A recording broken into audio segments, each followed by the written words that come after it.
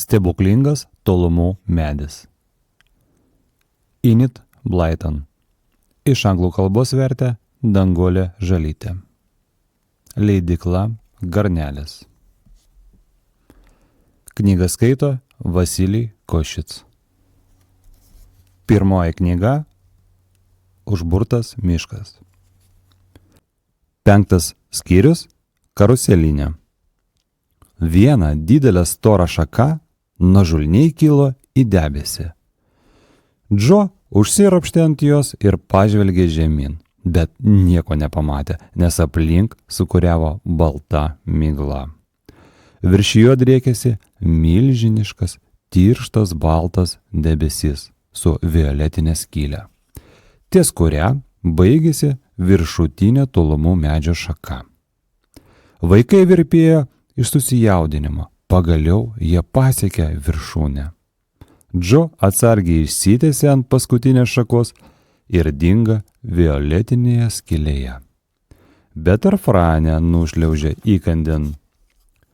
Nuo šakos galo į debesį kilo mažos kopėtėlės.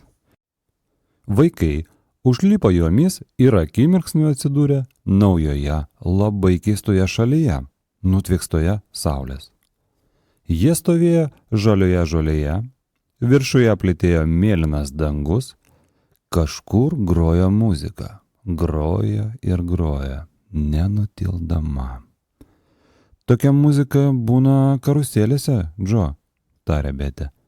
Iš tiesų, staiga nei iš šio, nei iš to žemė pradėjo suktis. Vaikai iš netikėtumo vos nepargriuvo. Kas čia dabar, išsigando Betė. Vaikams apsvaigo galva, nes medžiai, tolimi namai, kalvos ir krūmai ėmė skrieti aplink. Jie pajuto, kad ir patys juda, nes žolė irgi sukosi. Pradėjo dairytis skylės debesyje, bet ji buvo dingusi. Visa žemė sukosi kaip karuselė, sušuko Džo ir apsvaigęs užsimerkė. Mes įlipam pro skylę debesį ir nežinia, kur dabar viršutinė tolumų medžių šaka. Kažkur po šią šalimi, bet dievai žino kur. Džo, o kaip mes grįšim namo, persigando Franė. Turėsim prašyti, kad kas nors padėtų, atsakė Džo. Visi trys pradėjo tolti nuo žalio lauko, kuriame buvo atsidūrę. Betė pastebėjo, kad jie stovi labai žalios žolės rate, daug žalesnės negu žolės aplinkui. Ėmė svarstyti, kodėl čia žolė tokia, bet neturėjo kada aiškintis, nes buvo baisiai sunku eiti. Žemė visą laiką sukosi kaip karuselė. Rylos muzika tebeskambėjo ir Džo spėliojo, iš kur jis sklinda ir kur įtaisai sukantis šią keistą karuselinę. Netrukus jie sutiko aukštą vyriškį, įbėdusi nosį į knygą ir garsiai dainuojantį. Džo sustabdė jį, bet vyriškis tebedainavo, tai baisiai erzino. Tralialia, tralialia, vis ratu aplinkui. Plušavo vyriškis, o Džo bandė jį perrėkti. Kaip mums išsigauti iš šitos šalies? Paklausė Džo. Nepertraukinėkit. Tralialia, tralialia, dainavo vyriškis ir baksnojo pirštų į taktą. Džo čiupo jį už kaulėto piršto ir suriko. Kaip ištrūkti iš šitos šalies ir kas čia per šalis? Per tave taktą pamečiau, supyko vyriškis. Dabar turėsiu pradėti dainą iš pradžios. Prašom pasakyti, kokia čia šalis, įsiterpė Franė. Karuselinė, atsakė aukštasis vyriškis. Manau, kad tai turi būti aišku paskutiniam kvailiui. Iš šios šalies ištrūkti negalima. Ji amžinai sukosi, o sustoja tik tada, kai akmuo sužalioja. Turbūt akmuo buvo sužaliavęs, kai mes čia atkakom, suaimanavo Džo. Tada ji tikrai buvo sustojusi.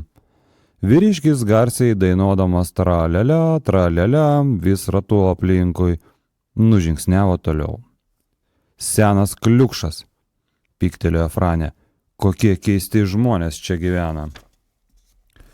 Man labai neramu. Kas ten Namie, tarė Betė.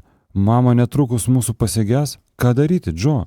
Sėdam po medžiu ir pavalgom, pasiūlė Džo. Visi susėda ir niuriai žiautarojo, klausydamisi ne akimirką nenutylančios karuselės muzikos ir žiūrėdami į tolimas kalvas ir medžius, skriejančius ratu dangaus fone. Keistas buvo vaizdas. Žiū atšokavo poro triušių ir įsistebėlėjo į vaikus. Franė mylėjo žvėrelius, todėl numetė triušiams kąsnelį pyragaičio. Jie išpūtė akis, pamačiusi, kaip vienas triušis čiupo jį letenėlę ir pradėjo kramsnoti it beždžionę. Dėkui, tarė triušis. Visai kitoks skonis negu žolės. O jūs iš kur? Anksčiau jūsų čia nematėm. Juk pažįstam visus čionykščius gyventojus. Į karuselinę naujų žmonių neatvyksta. O senieji niekur neišvykstam, pridūrė kitas triušis, šypsodamasis Franiai ir tiesdamas letenėlę pyragui. Tikrai? Betę apėmė siaubas. Mes nauji, nes atvykom prieš kokią valandą, užlipom tolumų medžių. Ką? Vienu balsu sušuko abu triušiai, karpydami ilgomis ausimis. Tolumų medžių? Negi jo šakos siekia ir šitą šalį. Taigi, kad siekia, atsakė Betė. Bet kadangi ši šalis nuolat sukosi, viršutinė šaka gali būti bet kur po ją. O kaip sužinoti, kurioje vietoje, neaišku. O mums aišku, džiugiai paskelbė pirmasis triušis.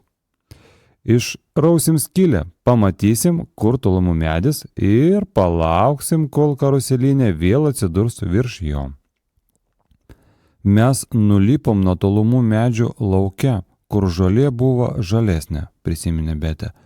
Aš atkreipiau dėmesį, tai jūs manot, kad karuselinė kada nors grįž į tą pačią vietą ir mes galėsim nusileisti ant viršutinės šakos? Žinoma, atsakė triušiai. Mes lengvai išrausim skylę tame žaliame sklype, o paskui tai reikės palaukti, kol karuselinė atsidurs virš medžio. Greičiau, einam, negalima gaišti. Visi pašoko ir nukurė. Betė žinojo kelią, triušiai irgi. Netrukus jie atsidūrė lauke su žalesniais žolės lopų. Dabar debesyje nebuvo skylės, pro kurią būtų galima nusileisti į medį. Skylė buvo išnykusi. Triušiai pradėjo sparčiai kasti. Netrukus jie rado kopėčias, galiausiai skylė pasidarė tokia didelė, kad vaikai pamatė didžiulį baltą debesį, sukuriuojantį po karuselinę. Kol kas nieko, tarė pirmas triušis, išsitraukė nosinaitę ir nusišluostęs purvinas priekinės letenėlės. Reikia luktelėti. Tikiuosi, kad karuselinė neprasuko pro tolumų medį. Rilos muzika tebeskambėjo, paskui ėmė lėtėti. Vienas triušis žvilgtelėjo pro skylę ir sušuko. Karuselinė nebesisuka, o tolumų medis čia pat, bet jo pasiekti neįmanoma. Vaikai pažvelgė pro debesį po kopėčiomis ir pamatė, kad tolumų medis iš tikrųjų čia pat, bet nušokti iki jo per toli. Ką daryti? Tik nebandykit šokti, perspėjo triušiai, nes pro debesį šlumštelėsit ant žemės. Tai ką mums daryti? Betę apėmė neviltis. Privalom nusileisti ant medžio, kol karuselinė nepradėjo suktis. Aš turiu virvę, staiga prisiminė vienas triušių. Įkišo letenėlę į kišenę ir ištraukė geltoną virvę. Sunėrė kilpą, atsargiai užmintė ant viršutinės šakos, tada užtraukė. Valio! Franė, šliuošk virvę pirmą, tarė Džo. Aš laikysiu šitą galą. Franė bailiai nušliuožė geltoną virvę, o kai pasiekė šaką, Rija pradėjo griežti labai garsiai ir karuselinė pajudėjo. Greičiau, greičiau, šaukė Franė, kai karuselinė prisiartino prie tolumų medžio. Šokit, šokit. Betė su Džo šoko, o jiems įkandin lioktelėjo triušiai. Karuselinė nuskriejo tolyn. Viską paslėpė didelis baltas debesis. Vaikai ir triušiai įsikybo į viršutinę šaką ir susižvalgė. Atrodom, kaip beždžionės ant lazdos, tarė Džo, ir visi sukikeno. Dieve, koks nuotykis! Siūlau į tolumų medį nebelipti, bet kur tau jie nelips?